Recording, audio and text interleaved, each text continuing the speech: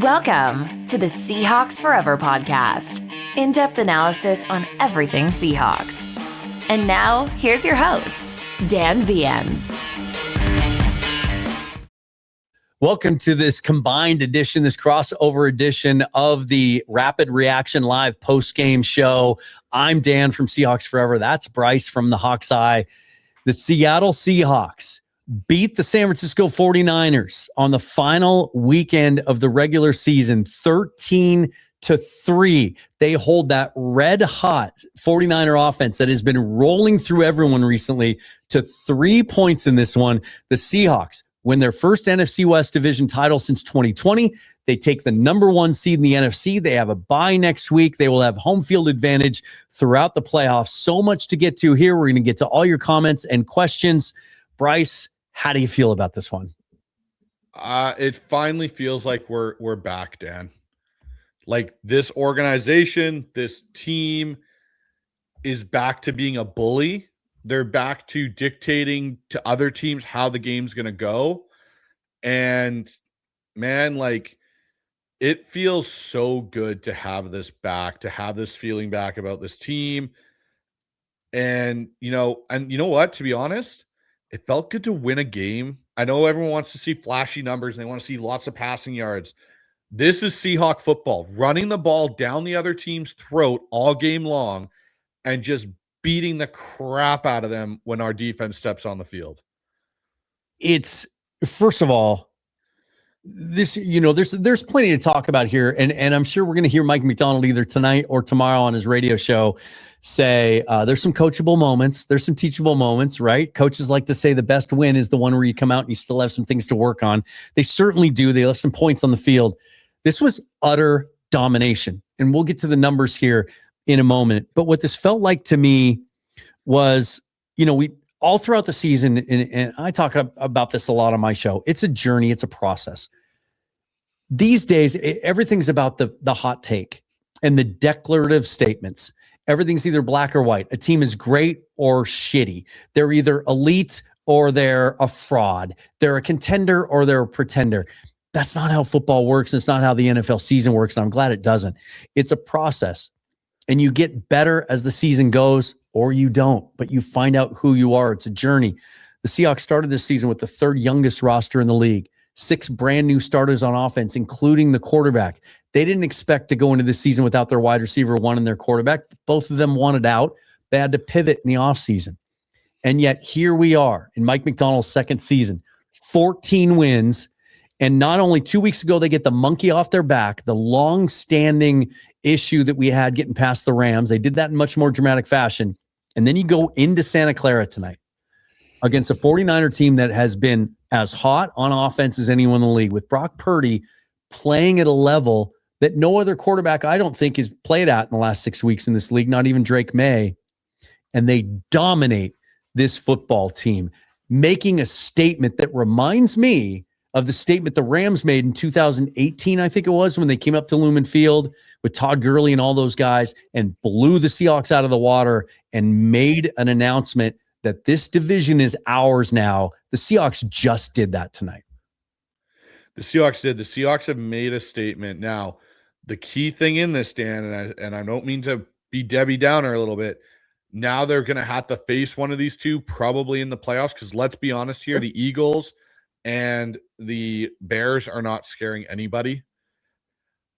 Not on the road. Not on the road. If going to Philly's tough, and one of these two teams is probably going to have to do it. The 49ers and Rams are going to have to go to Philly. That's not easy. But in Seattle, I like my chances there. Oh, and that's what I'm saying. They're going to have to come to Seattle, and this is going to be the best thing about it, Dan. And I wish we could be there just to be around the stadium on a playoff game. You're getting home playoff football, which we have not had since the COVID season when no one was allowed there. Yeah. It is time for Seattle, for the 12s, to have that atmosphere, full force, rocking the stadium for whoever walks in there on divisional Sunday, because it'll probably be divisional Sunday or Saturday, and just feel the whole force of the Seattle Seahawks, the team, as well as the 12s again. And somehow, some way, I gotta I'm going to have to pay for my playoff tickets tomorrow. They're going to ding my account no matter what. But I got to figure out a way to get back to one of those games for certain. Let's just talk about the numbers. Let's go to this. This is just really remarkable. First of all, look, the biggest storyline is this. And I'm so glad now that we don't have to talk about this anymore. And now the real cynics, right? The real pessimists will say, well, but that 49er defense isn't very good. I've been told 1,000 times in the last 8 months that Sam Darnold cannot win this game, cannot win games like this, can't beat good teams when it matters most. I have always believed that he took way too much blame for what happened in Minnesota last year against the Lions and the Rams, that was a dysfunctional offense with the offensive line that was in shambles, and they just didn't really have much of a chance there. Not many quarterbacks could have escaped that situation. But he also learned from it, and he got better from it. He had a breakthrough against the Rams a couple of weeks ago, threw the 2 picks, and everybody thought, here we go again. But he came back and made some big time throws in the fourth quarter and overtime to win that game. And then tonight, I just thought he was steady Eddie the whole game. Never looked like the moment was too big. Never looked like he was stressed or pressured. I don't think he put a single ball in jeopardy that was his fault. He finishes 20 for 26, 198 yards, no touchdowns, no interceptions, 2 sacks, a rating of 97.9. I thought this was Sam Darnold answering the critics and getting over the hump, and he looked like he was ready for this moment. I said it in the Rams game, Dan, when we won, and he came back, and he had to do it in the fourth quarter, and he had to do it throwing the ball. The run game was there a bit, but he had to do it. That was his version of Matt Hasselbeck's Washington Redskins divisional win in the playoffs when Sean got knocked out. Yeah. He has played like a guy that feels that the monkey is kind of off his back again. Now, what'll be interesting now is that we're seeing him be able to do things. Does that open up some more of those explosive shots again for him in the playoffs, which still needs to become a part of this offense? But I'll say this. Sam Darnold can win a Super Bowl playing the way that he's playing. He doesn't need to be a hero. He doesn't need to throw it for 350 yards because you got this defense. And apparently now in Seattle, we found our run game again. Yeah. And whatever they do, bottle whatever run game plan you had like this with the way you rotated Charbonnet and Ken Walker, because it was the perfect recipe for success tonight. It really was, and it put so much pressure on a defense to have to prepare for the 2 running styles and not knowing exactly who's going to get what. I thought we saw some creativity on offense today in terms of formations from Kubiak and motions and, starting JSN off in the backfield and motioning Robbie Oots around quite a bit, splitting Ken Walker out wide a couple of times, doing that with Charbonnet and bringing him in.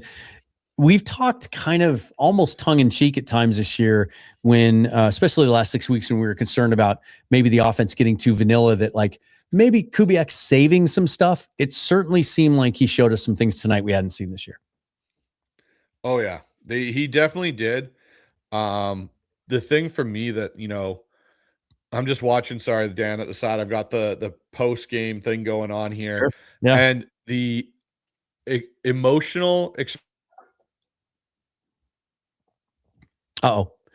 Bryce froze. So I just want to thank Scott 23 Dogs there for the donation. Appreciate that.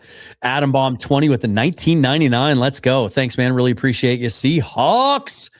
And McVirus also chipping in with the MFN electric run game. Love it. Thank you for chipping in. Bryce, are you back with us? I'm back. I'm here. I was just saying, sorry, watching what, like Sam, he's come off the field, he's in the tunnel, and they had the camera follow him. And Leonard Williams embraces him. He's yelling. He's happy. It's like the dude finally feels like the ghosts are gone. And I'm using that as a term because everyone wants to say Sam Darnold has ghosts. He's exercised. He ghost busted the ghosts. The Ghostbusters came in, cleaned out the ghosts. Sam Darnold is going to be just fine as the quarterback for the Seattle Seahawks, because when your defensive leaders like a Leonard Williams embrace your quarterback that way, your team is set up for a different level of success. Yeah, I'm happy for him. He's just such a good dude. I love how level-headed he is. His teammates love him. When he was struggling the last 6 weeks at times, his teammates had his back. I mean, we'll never forget Ernest Jones standing up for him. the way that he did after the Rams game. But I think the most exciting thing for me coming out of this game is, like, the story of this game is they dominated the Niners, never really were in jeopardy, never had an oh shit moment, end up winning 13-3, and it should have been 26-3. That's the part that's really exciting, is they left points on the field and the game was still never in jeopardy. They completely, there was nothing fluky about tonight's game at all. No officials' calls that any 49er fans can go back and look at. No weirdness that they can try to make excuses other than injuries. But they weren't talking about injuries earlier in the week when they were talking all that shit, right? I usually don't get petty when it comes to sports, but I saved a whole bunch of tweets from 49er fans the last couple of days, and I'm going to be paying back some receipts tonight for sure. I'm sorry, but I just, Misfit put something in here and I appreciate it. I just turned on the volume and all Joe Buck is sitting there doing is giving excuses for why the 49ers lost this football game. Oh, they're injured. Oh, they were missing their starting left tackle. Oh, so are we. Like, are you going to mention that Charles Cross wasn't playing in the game for Seattle today? Or our starting safety and Kobe Bryant? Like, you want to say that two guys on their team were out. You still had Christian McCaffrey. You still had Brock Purdy. You still had, George Kittle. You still had all these guys. Yes.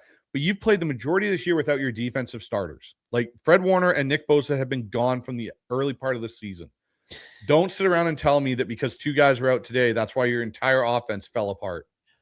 23 first downs to 9, 361 yards to 173, 38 minutes in possession to 22. Is Trent Williams changing that? Not in my mind. Not in my mind at all. Because I still think Seattle would have got home, because guess what? They got and pressured Purdy in week 1 this season. Yeah. Johnny A says, great work, fellas. Let's enjoy this one. McCaffrey, 23 yards. Thank you for the donation. Yeah, let's go back and look at some of the individual stuff on these box scores. Christian McCaffrey, 8 carries, 23 yards, an average of 2.9.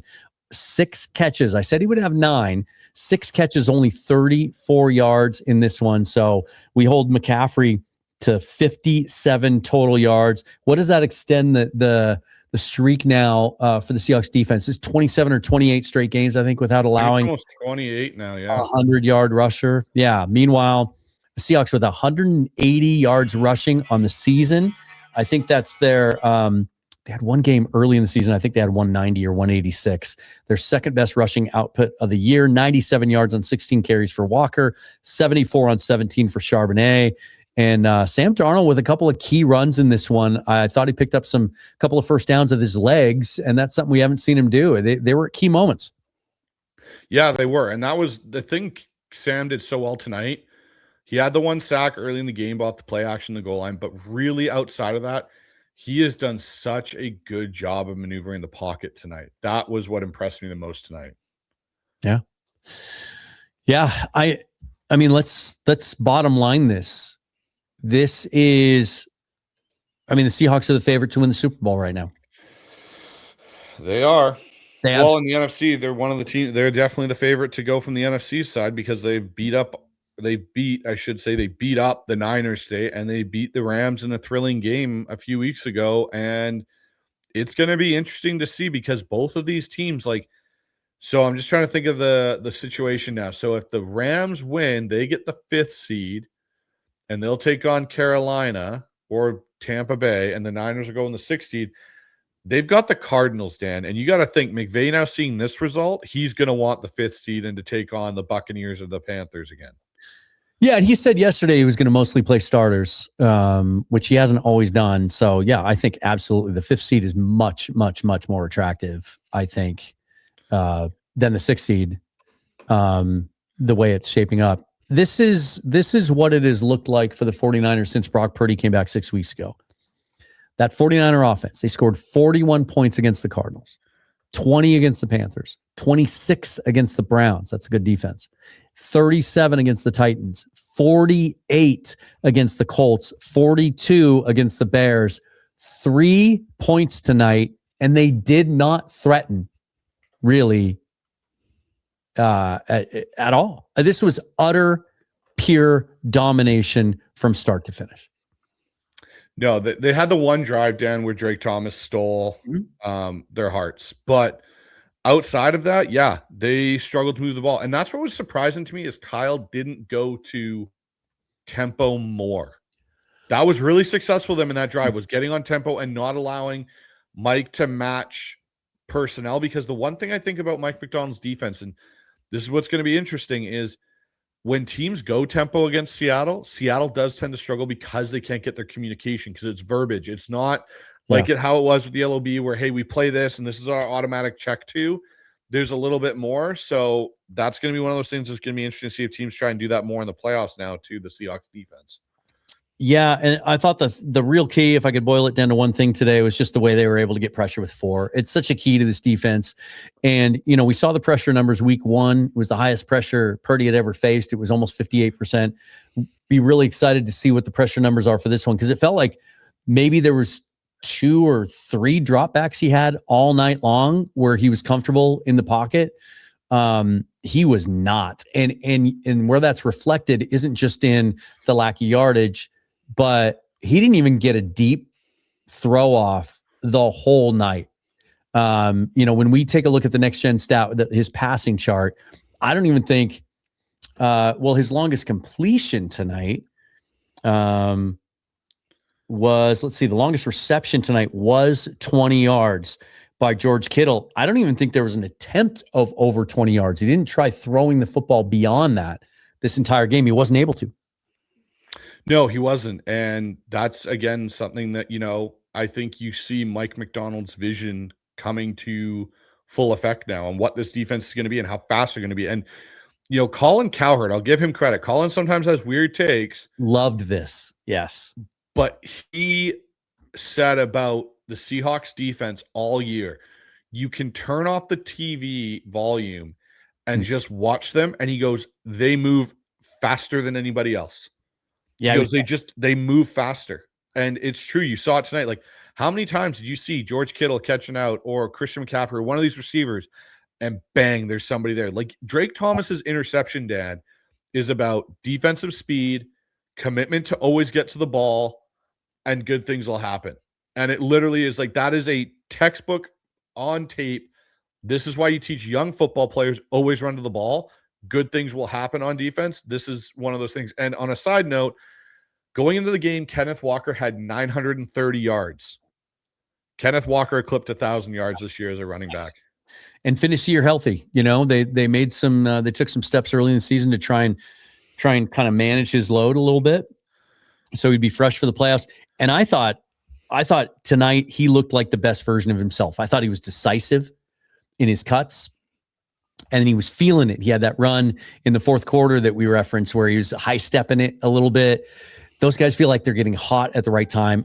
And part of that, it kind of feels like, is because they're starting to celebratory calls, Dan? No. It's something else.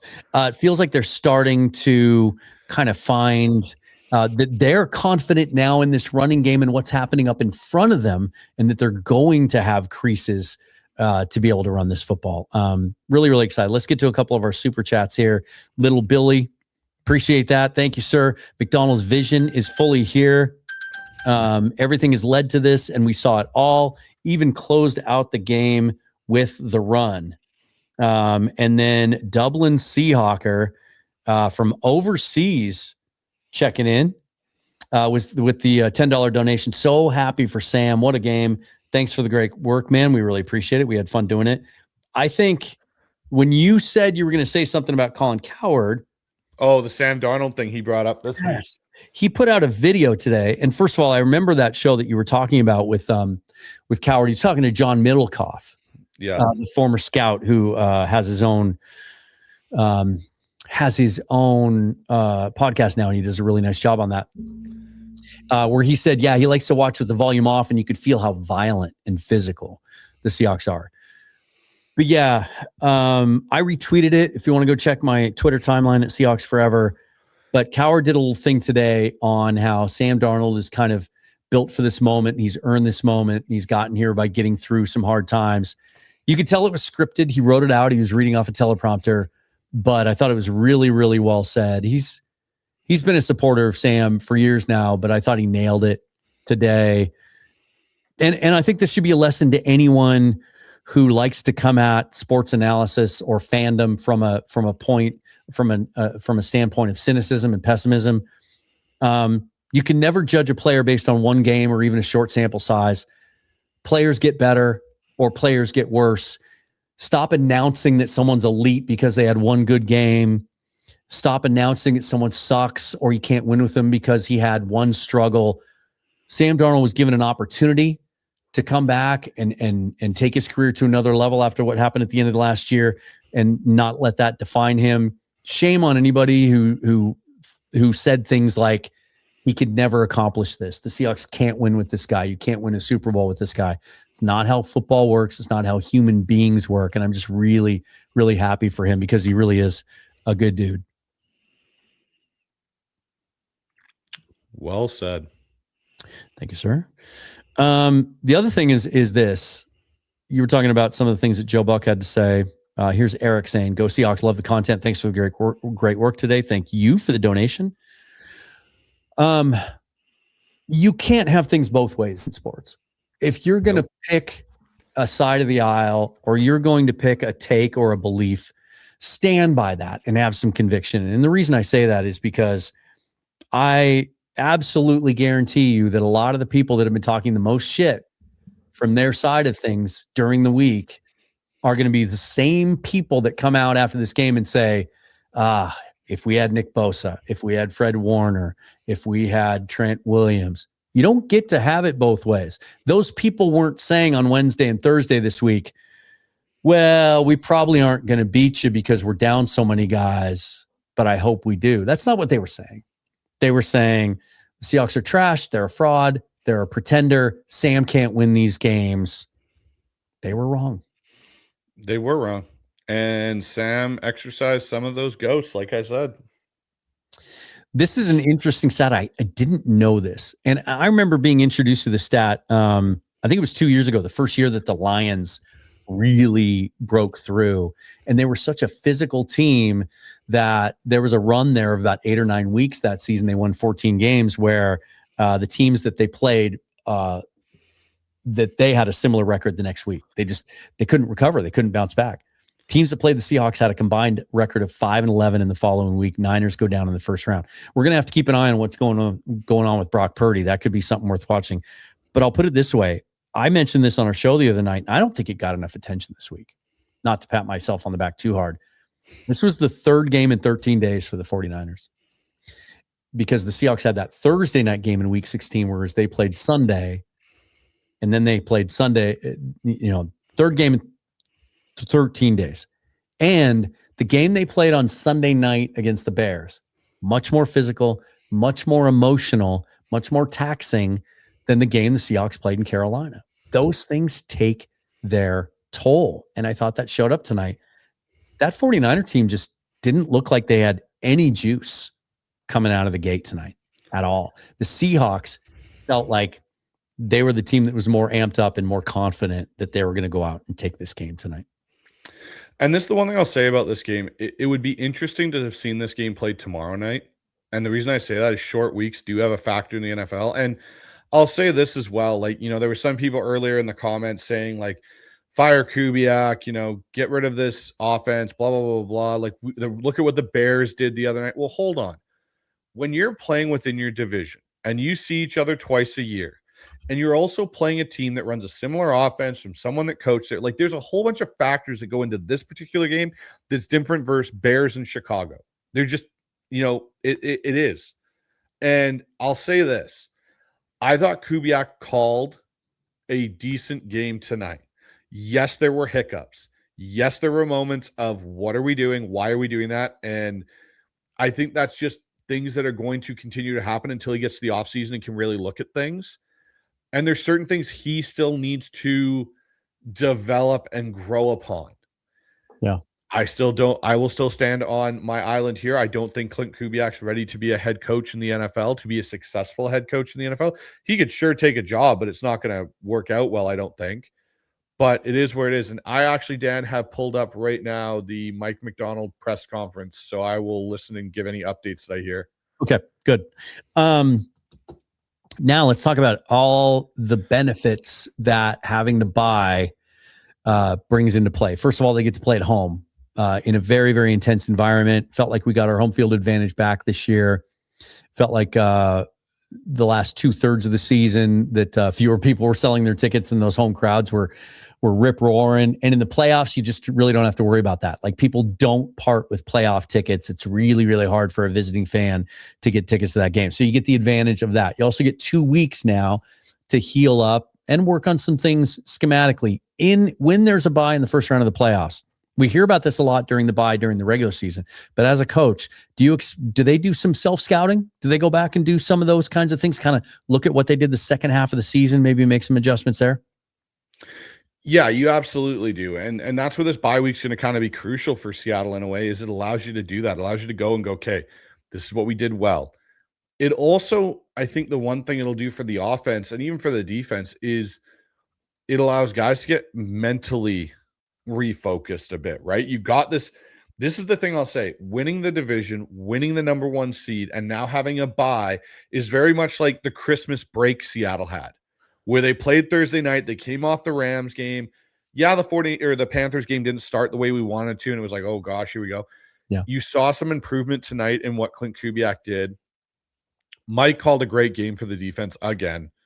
And that's just, I think, the thing that goes on with it. But you're going to see, I think, some more things come out. And the one thing I'll say tonight about the run game, they were able to go inside and outside, and they found a way to get Robbie Oots back involved in it, which I think was definitely an emphasis. Yeah. And I think that's why you saw Callerup not get activated tonight, was they had a plan about, we're going to use our fullback and we're going to go with it. Inside, outside, used them both effectively. And didn't even really need to spread the ball around all that much. Didn't need to make a bunch of plays to Rashid Shaheed. What did he even have? He had 1 catch tonight, didn't he? 2 yards on the first play of the game. 1 catch for 2 yards. And yet still probably played a factor because they had to account for him. JSN ends up with 6 catches for 84 yards. Yeah, John McGrath says, John says, no one can stop the Niners offense. Mike McDonald, hold my beer. Yeah, Kupp had the huge 3rd down conversion. And then want to get this one in here. That Walker run on 3rd and 17 was the play that kind of broke the Niners.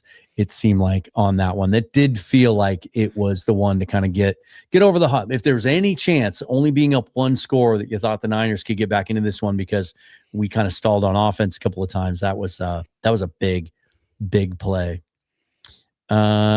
Jay on. Janth Kumar 7964. Thank you for the donation. 1999 there. Like that. Appreciate that.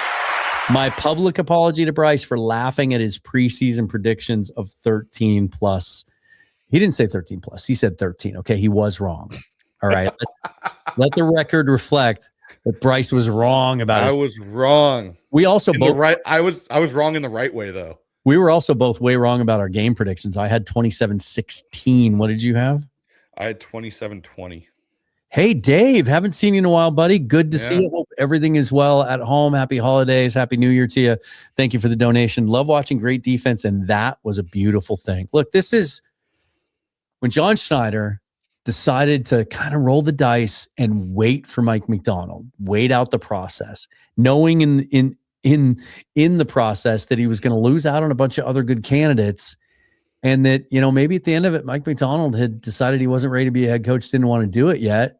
Where would we have gone then? But Schneider identified Mike McDonald very similar to when he identified Russell Wilson. Like, when he sets his sights on someone, Marshawn Lynch, you worked on getting him for a year. Leonard Williams, you worked on getting him for 2 years. Mike McDonald was the dude he wanted. And this is what we envisioned. Get into this division where we have to deal with Kyle Shanahan and Sean McVay twice a year each and play some defense, because that's what cost Pete Carroll his job. He went from being the coach of one of the great defenses of all time to kind of losing his way and us becoming a liability on defense. And we forgot what it felt like to be able to stop good teams. And it's been fun being reacquainted with that feeling. It does feel good. And here's the thing I look at and I go back to is I remember in 2017 when there was all the talk about was Pete going to go. Remember at the end of that last game of the regular season was Pete going to be out of town and what were they going to do? And they had to pivot off of Bevel and that whole group. And the rumors were Jay Glazer brought out that if Paul Allen had to go back out to hire somebody, he was going big game hunting. It wasn't like just to go get. He was going to go either one of the top coordinators, whoever. They were going to go big game hunting. Do you remember the three names? I remember the three specific names that Glazer noted in that report. I believe Harbaugh was one of them. Harbaugh, Saban, and Cowher. That's right. Those were the three. Yeah. Yes, Saban was the other one. I remember that. Yeah. Yeah. And those are big. That's big game hunting, right? And so when you look at what happened with John Schneider in this one, it was I was going after Ben Johnson or Mike McDonald. I'm going to get all the other stuff out of the way that I have to so I can go after and get my guy that I want. And this is the one thing I think will be interesting to see over time, Dan, with these two. Mike and John almost seem more similar than Pete and John were. Yeah, that's why I think they did interview Johnson. I just don't, I have all the respect in the world for Ben Johnson, but he's a little bit different personality, and I can see why John was drawn to Mike McDonald and Ben Johnson. I got to be in the same room and hang out in a professional capacity with John and Mike about 2 weeks after he was hired, and it had only been 2 weeks, and you don't know how much time they'd spent together then because Mike's moving his family out here and everything else. And you could just tell, like, they were bros. Like, the connection was immediate, and it was really, really strong. And here we are, man. Here we are, the number 1 seed, 14-3, winners of the NFC West. And I'm not even feeling like it needs to sink in or I'm in disbelief, because I started believing this team was capable of this about 6 weeks ago, and then week 16, that the way they won that Rams game kind of put it over the top for me, where, this team is capable of winning the Super Bowl. And I felt that way for about a month. I feel even more strongly about that now, not just because of how they played tonight, how they prepared, how they came out, how calm they were, how comfortable they seemed in the moment, but now the pathway to get there, being able to have the bye and playing at home. Yeah, it's unreal that this team's, you're going to get Charles Cross back now. You get Charles Cross back. There might be an opportunity. I was thinking about this today. When did Arroyo's got to be eligible? He's going to be eligible to come back. Halani's eligible to come back. There's a bunch. The Arroyo thing's interesting to me because he could really provide just a little bit of an X factor in the playoffs that defenses have to account for. But Charles Cross, the big one. I thought kudos to Josh Jones for playing really competent football in his place. Didn't even notice him tonight, in the sense that, again, going up against a defense that just hasn't been really putting a lot of pressure. Did we hear Bryce Huff's name mentioned at all tonight, or see him make a play? I mean, he's the one guy that's got some dynamic pass rush moves, and he's had a 10-sack season on his resume and all of that. Josh Jones did his job, did what he was hired to do, did a really nice job. And now Mike said yesterday they expect to have Charles back, maybe even if they had to play next week. But now certainly with the bye, we can look forward to having him at full speed in 2 weeks. That's huge. So here's the other thing I'm going to say is, how do I put this? I'm not trying to put dampness on a part of Seahawks history, but if we, how you brought up if we don't hire Mike, and say they had kept Pete, are we potentially even close to having the resemblance of the team that we do now? No, you saw it. You saw it with what happened in Vegas this year with Pete kind of trying to ultimately take some of that control away from Patrick Graham on defense. He's just lost his way as far as how to defend modern offenses. He tried to me, that was the first sign that things were kind of falling apart here. Is he had his system, his scheme, his way of doing things that he held to tried and true for 10 years. And then all of a sudden he started to try and tweak it. Well, we're going to go to the Fangio scheme now. We're going to bring in Sean Desai. We're going to try and meld these two schemes together. Nope, that didn't work. We're going to go back to what we originally did. And the results were disastrous. And honestly, I felt that way at the end of Mike Holmgren's tenure too on offense. Like, his scheme and the way he ran it. He was so stubborn in how he ran it. He wasn't willing to adapt like some of these other guys have done with the West Coast offense into what we're seeing today. And the league figured it out and they passed him by, and that offense just wasn't as successful anymore. Sometimes that happens. Here's one other thing that I'll say about this. The one thing Pete's original defense, the LOB, had a whole level of all-pro, Ring of Honor, Hall of Fame level players to help it execute. And as you lost those players, the one thing I'll say that Pete, I feel, failed to do that Mike is succeeding at doing is developing the talent and getting it to play. Doesn't matter who we put in. Did you notice Tyler Cotta out there blowing, like, think about when we had to put Steven Terrell or Delano Hill or Tedrick Thompson there, who are guys we drafted mid-round draft picks. Drafted Hill and Thompson the same year. Right. Yeah. And you drafted those guys, but now we take Ty Okada, who's a guy that's a UDFA out of a small school in Montana State. Yep. And he plays like a top 12, top 15 NFL safety. Yeah. Yeah, Kobe Bryant too. He'll be ready to go in 2 weeks. That gives him just another option, another answer out there. It doesn't look like any injuries to come out of this game. I mean, Josh Jones was banged up again, but he was able to come back in and finish. Barner had to leave for a little bit. He came right back in. That's. I mean, let's just start stacking, to use Mike McDonald's term. Good news, and that's one of them. They get 2 weeks off now, and no major injuries to come out of this game, and they might get a couple players back as well. So, this is very true. Good stuff. Yeah, just taking a look at the playoff machine now. So right now, if things ended the way they are today, the Seahawks obviously the first seed, and then then you get to play the lowest seed no matter what the rest of the way, right? Mm-hmm. So let's say the Packers upset the Bears at Lambeau Field. That would be the first round matchup as we sit today. This could change tomorrow, obviously. The Packers would have to come to Lambeau. Well, everybody does. I mean, to Lumen Field. Everybody does now. That's, man, right now as it sits today, the Rams would have to travel to the Eagles and play in Philadelphia. The Niners would go to Tampa and play them. But I'll tell you what, Tampa has struggled the second half of the season. There's no way to sugarcoat that. And a lot of it's been injury related on offense. They weren't great today. Baker had a bad pick. But Evans is back, and Bucky Irving is back, and they're healthier on the offensive line. With this San Francisco defense, and if Brock Purdy's hurt, now Mac Jones did a great job coming in for him earlier, I get that. But having to turn around now and go all the way to the East Coast, if they have to play Tampa Bay, that's not a gimme. No, it's not. Dan, I put something for you to share on the screen I think is very appropriate for this moment right now. All right, let's see what we got. The king in his chair.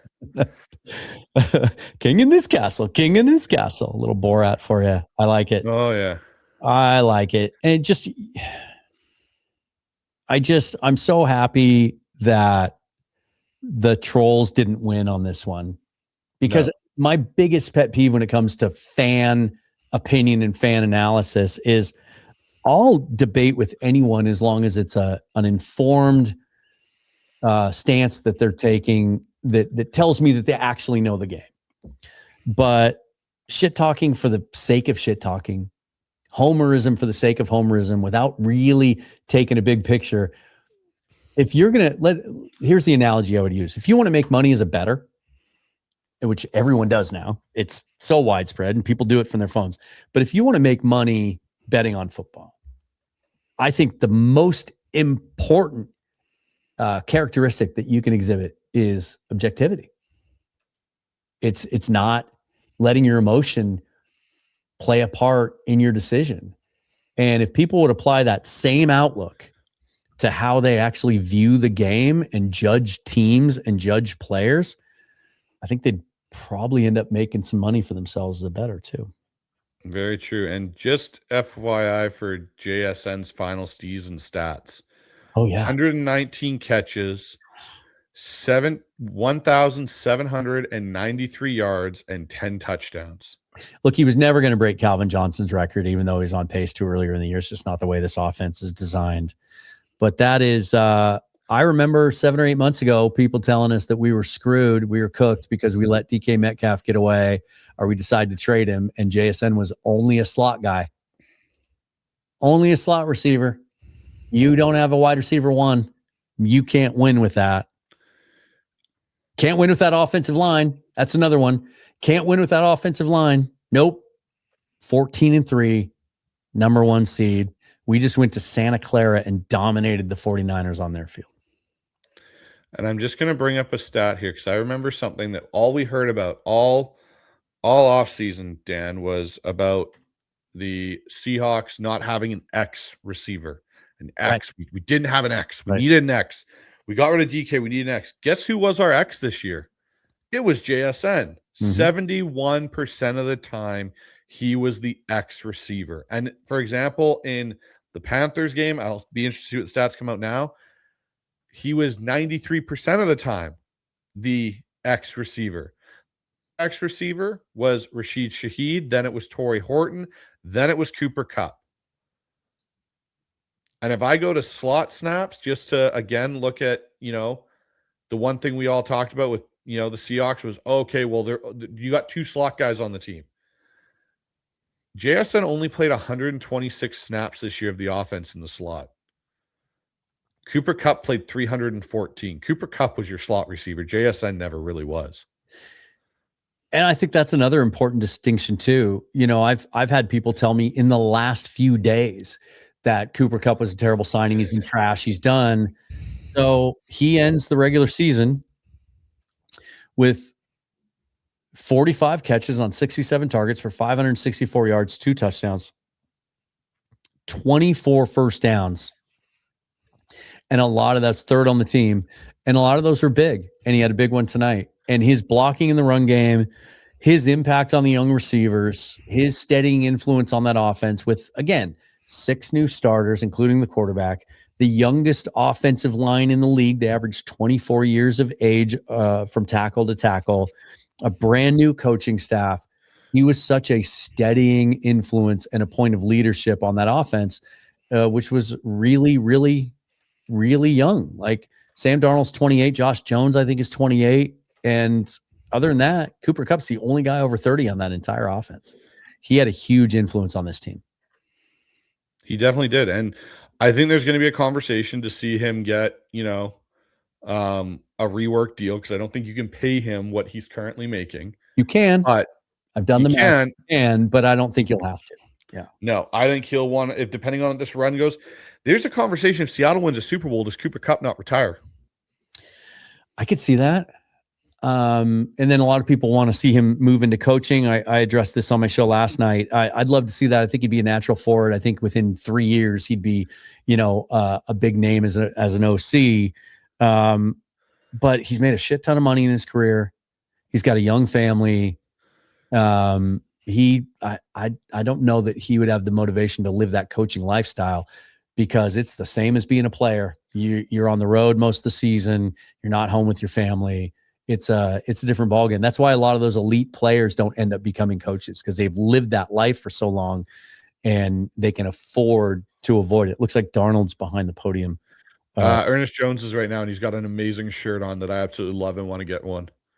Oh, I can't see it. So it says NFC West champions, and in big letters it's right, been there, won that. I like that. I like it.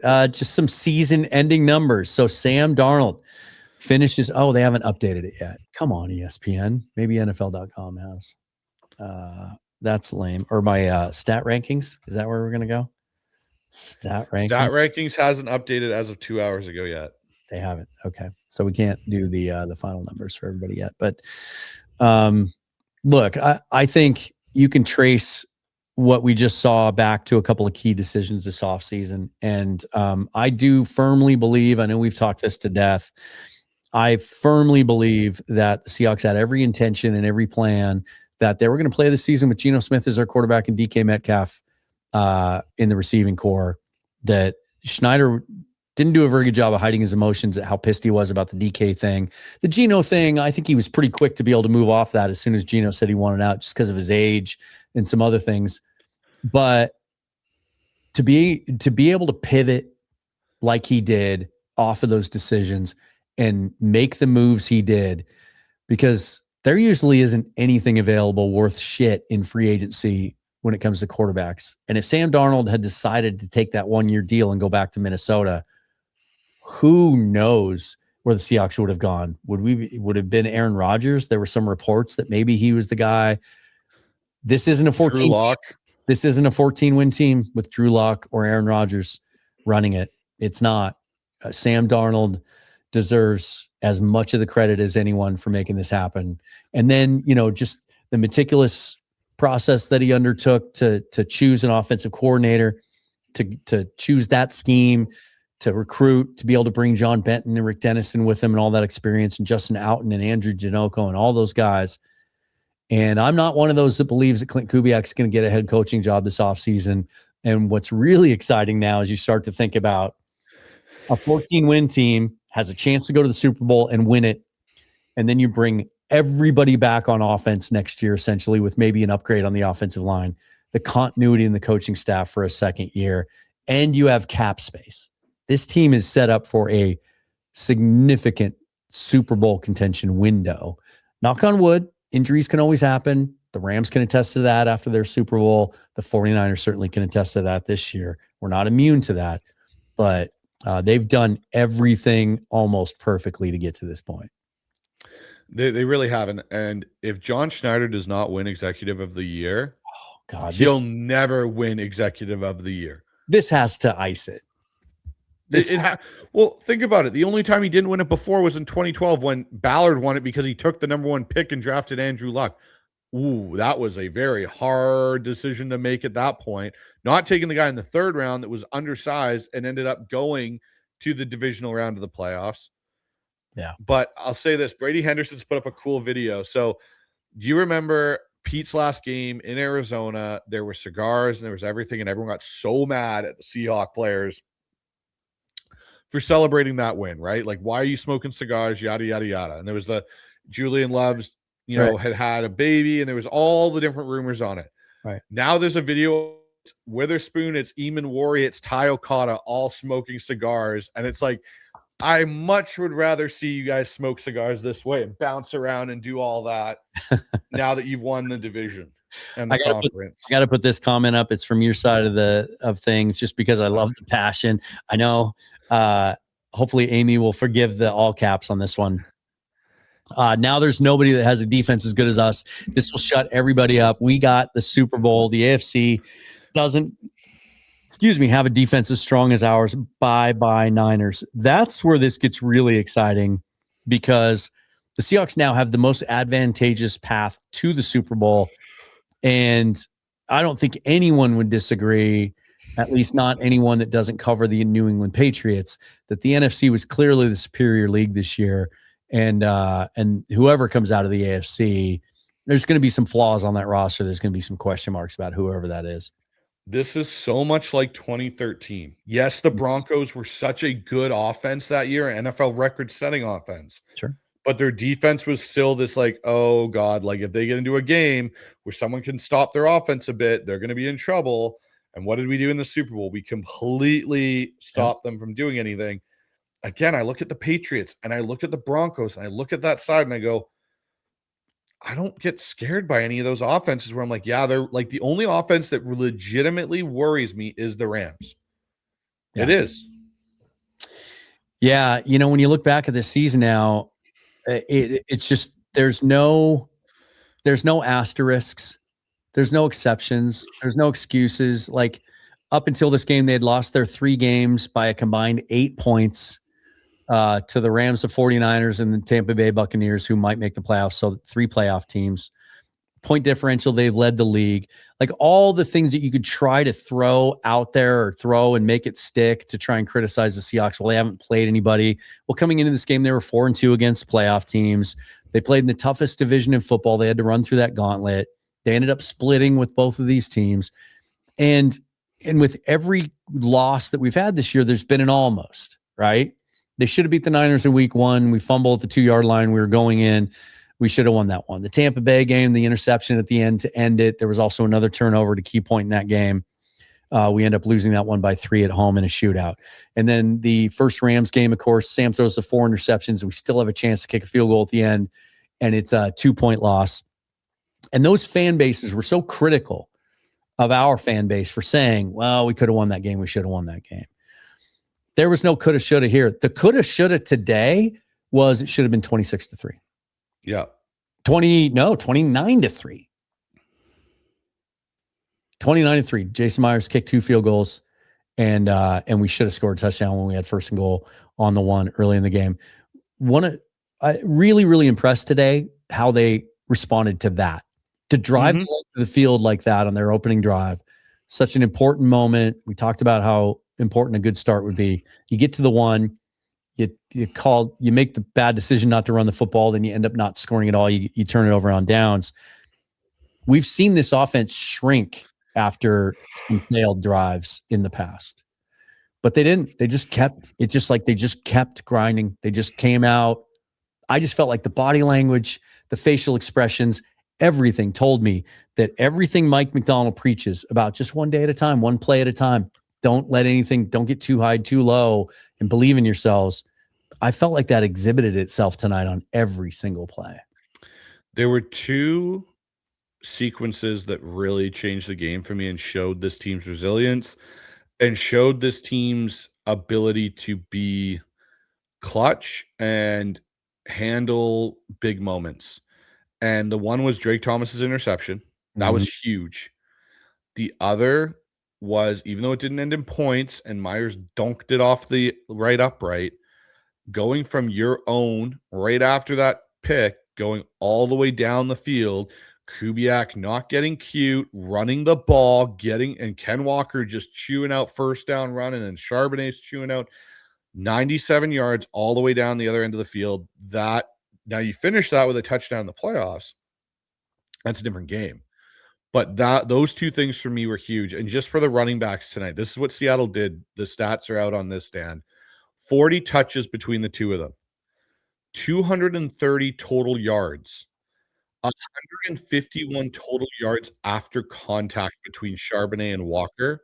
Yeah. And 12 missed tackles forced by the 2 of them. Love that. Love that they caught 7 balls. Love that those were designed. Most of them were designed. We saw some screenplays.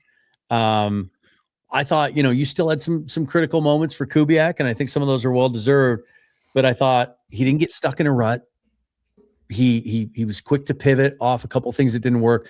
There were a couple of drives, in the 3rd quarter that didn't really go anywhere. But it just goldfish. Flush it, and they came back and put drives together after that. This version of this team, like, the offense can be better, obviously. I've felt this way for a month. I feel more strongly tonight. This team can win the Super Bowl. Yep.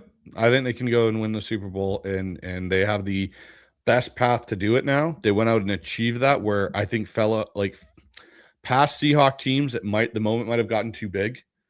And it might have, been something they struggled with. But this is a cool tweet that went out, and it's Rashad Penny. And he goes 1-2 punch with a giant smile face and Seahawks. Nice.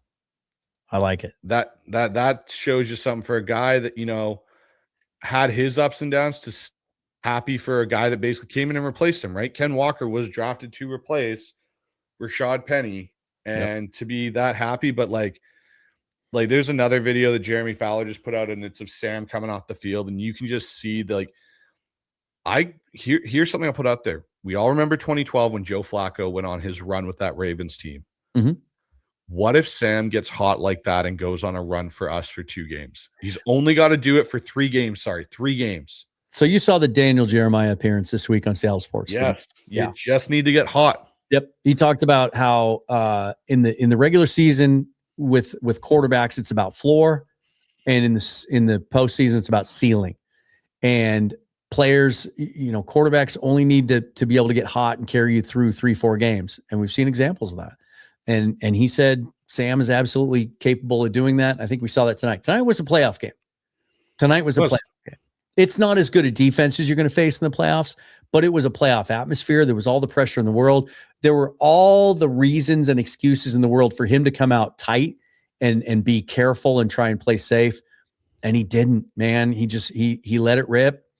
And I think it shows you how effective this offense can be, even without the explosive plays, which is kind of what was the key to their success through the first 8 weeks of the year, but also to think that those could still be in the bag at some point, based off what we did tonight. If there was, I know you're going to agree with what I'm about to say, but I think going into a NFL playoff football, if you could choose one or the other, a hot quarterback or a hot running game, you take the hot running game, right? That's more sustainable.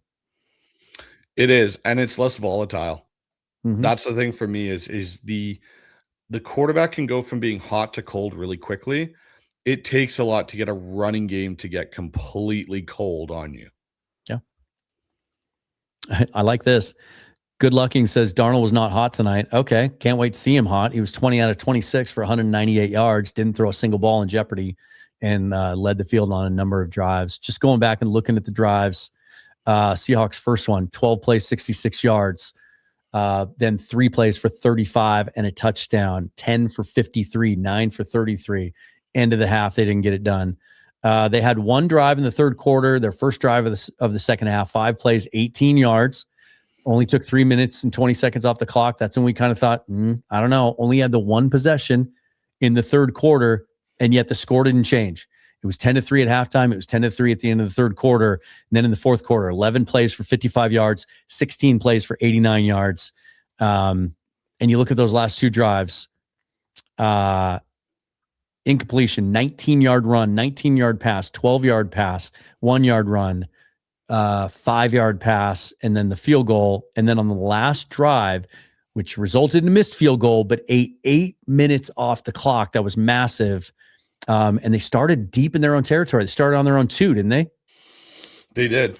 1-yard run, 13-yard pass, 2-yard run, 6-yard run, 5-yard pass, 11-yard run, 11-yard run, 6-yard pass, 6-yard run, incompletion, 0-yard run, 24-yard pass, 3-yard run, 3-yard run, 3-yard run, 5-yard penalty, field goal missed. Like that key, that drive really was the key to the game in the second half, that they were able to eat that kind of time off the clock, even though they didn't get any points out of it.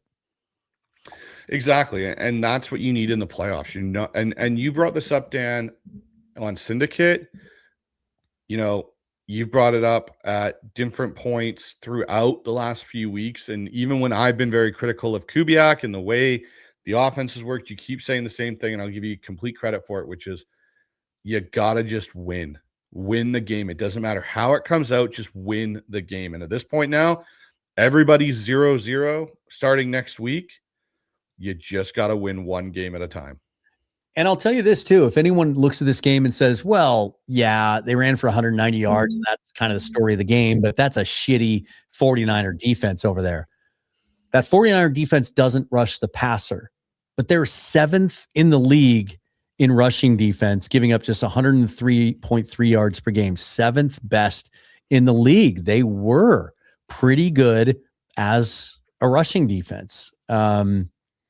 And then as far as points per game, like they were 1, 2, 3, 4, 5, 6. I hate that they don't put the numbers there. 7, 8, 9, 10, 11, 12, 13. They were 14th in points per game. So when you talk about their defense, yeah, they don't get pressure, but pretty decent job of limiting scoring. A lot of that's on their offense. They sustain a lot of drives, and they limit the run. And we were able to dominate them on the ground tonight. Hulk Smash with the $22 donation. Thanks, buddy. Appreciate that. John McGrath says our running game and defense peaking at the right time, that equals Super Bowl. Yeah, that's a formula. Run the football, play good defense, and have an efficient quarterback. That's going to win you some championships. Did for us in 2013.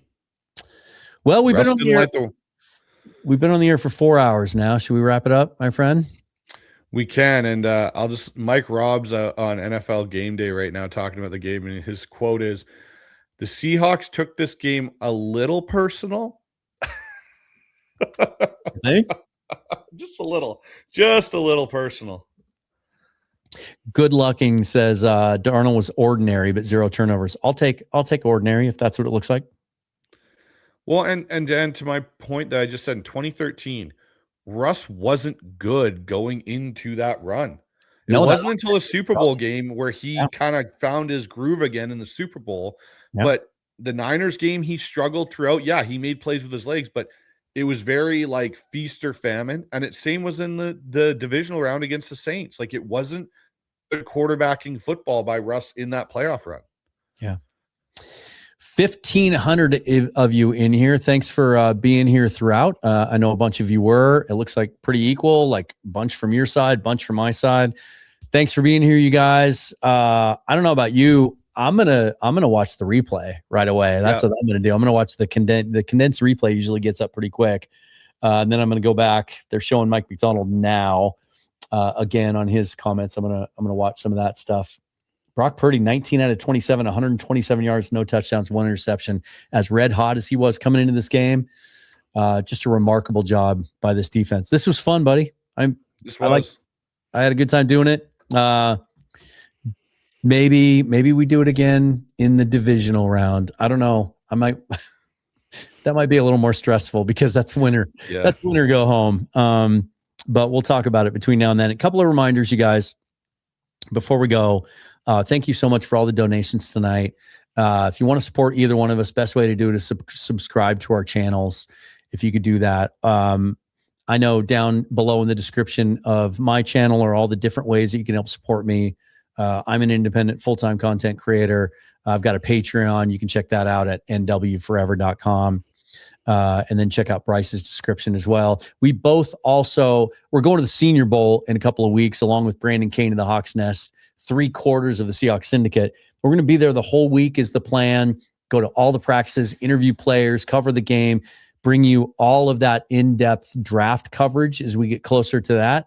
And hopefully we'll also be down there talking about a Super Bowl team getting ready. Both of us have established GoFundMe's. If you would like to help directly contribute to travel expenses, you can find those links in both of our descriptions as well. Final thought from you.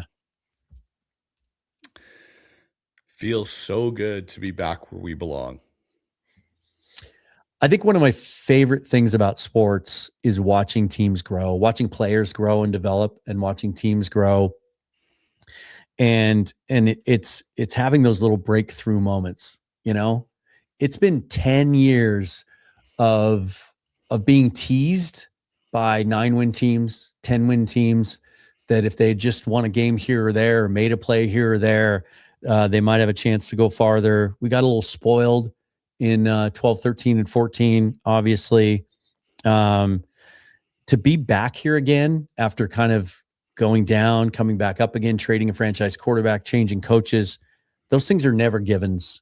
And a lot of times they fail and you make the wrong decisions. And it could have easily gone off the rails if you had chosen the wrong coach, had a couple of bad drafts, made some bad free agent signings. It's hard to win in this league. And to be sitting here today, the number 1 seed in the league, and having done it against your arch rival, having beat both of your arch rivals twice in the last couple of weeks, it's a really satisfying feeling, and it makes what we do here a lot more fun than just being a regular fan. Andy with the $20 dono jumping in before the whistle. Great job this year, Bryce. Thank you, Andy, for the kudos for my partner over there. Yeah, I'm gonna watch the replay, get a little bit of sleep, and tomorrow I don't just enjoy football. I'm just gonna watch football, guys. I know personally I'll be back on Monday with some takes on this, and we'll start looking ahead. I'm already working on lining up some cool guests for next week.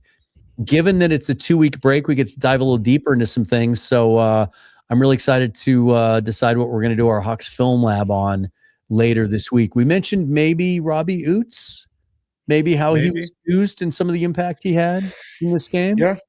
I think that'd be a good place to start. And just one last fun little tidbit note here about the Seahawks team. There have been 4 running back rushes this season for first downs on 3rd and 15 or longer. In the league? In the league. Well, we have 2 in the last 2 weeks. Seattle owns all of them because there's only been 4. Wow. Okay. So remember those days when it'd be 3rd and long and Holmgren would just run the draw to Matt Strong and call it good. And everybody in the stands would go, it's a draw. We're in the draw here. Yeah. We're the best 3rd and 15 running team in the league. That's something to hang your hat on. Here's a shout out from Osiris. Thanks for the donation. Says, keep the conversation going in Discord. So that's part of my Patreon. You can just look for Seahawks Forever on Patreon, or you can get there by typing in the URL nwforever.com. And it's comes with your membership there. Hop on over there. We usually do live chats during games over there, but also, but since we did this tonight, there weren't as many people in that, obviously. But yeah, hop on over there, check that out. Everything that I do under one roof for one low price. Thanks, Osiris, for the shout out. Really appreciate that. All right, man. Let's wrap this thing up. Should we do a Go Hawks to finish on? I think so. So, my channel slogan is forever and always Go Hawks. So we'll just do that and chime in with your Go Hawks. You guys ready? Thanks again for watching. Really appreciate you all being here. Great turnout. And maybe we'll do this again then. Forever and always. Go Hawks. Go Hawks. I beat you to it, man. All right. I'll see you guys soon.